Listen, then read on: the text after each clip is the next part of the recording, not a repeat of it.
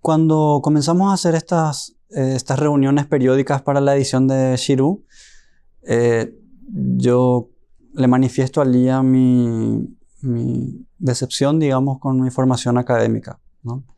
En letras, en Alto Paraná, en Ciudad del Este. Y yo tenía entendido que había como un espacio, como un grupo de estudios, pero no tenía muy claro de qué se trataba. Lía me dice, mira, nosotros nos solemos reunirnos los días jueves. De por ahí, si te interesa, va a haber una convocatoria dentro de poco y podés postularte. Y si salís seleccionado, junto con otras 18 personas, nos juntamos todos los jueves a lo largo del año para leer textos de crítica cultural. Ese primer programa iba a ser de introducción a los estudios culturales. ¿Y eso era en el Museo del Barro? Es un programa que es del Museo del Barro, el seminario Espacio Crítica, pero se realizaba en el Centro Cultural de España Juan de Salazar en Asunción. Y yo le digo, sí, me voy a postular, pero sin entender muy bien de qué se trataba y sin entender el compromiso que implicaba vivir en Alto Paraná a 350 kilómetros y postularme para un curso en Asunción. Y que no, más que un curso, era un seminario, un espacio, un grupo de estudios. Y me postulo y me aceptan. Y ahí me tengo que comprometer, me comprometo a viajar todos los jueves a lo largo de un año a Asunción.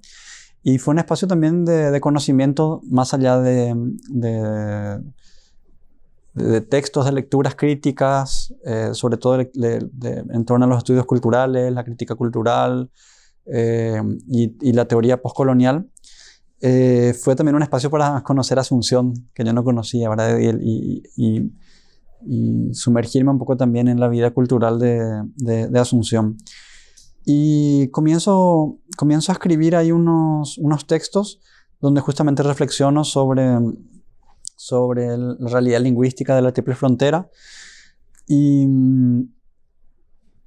creo que es como un aprendizaje de escritura de ensayo que se dio en el contexto de ese seminario. Yo suelo decir que el seminario me dio una palabra y una forma discursiva que yo no tenía antes, ¿verdad?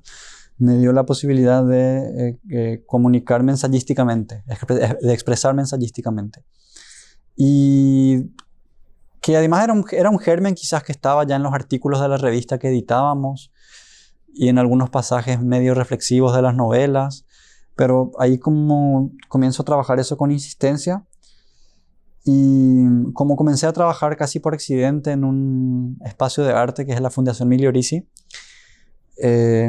un día que se organiza una exposición de Feliciano Centurión en el Museo del Barro, le piden al curador, que era Fernando Davis, que escribiera un artículo para un periódico sobre la exposición, y él dice, como yo, que soy el curador, voy a escribir un artículo sobre la exposición. Que la escriba Damián, dijo. Y medio por accidente y escribí una reseña sobre esa exposición, y casi enseguida empezaron a llamarme otros artistas para que reseñara sus exposiciones, y después empezaron a pedirme textos de sala, y después empezaron a pedirme curadurías, y yo no tengo formación en artes, y fue casi como un accidente, pero que seguí insistiendo, digamos, en el accidente, ¿verdad?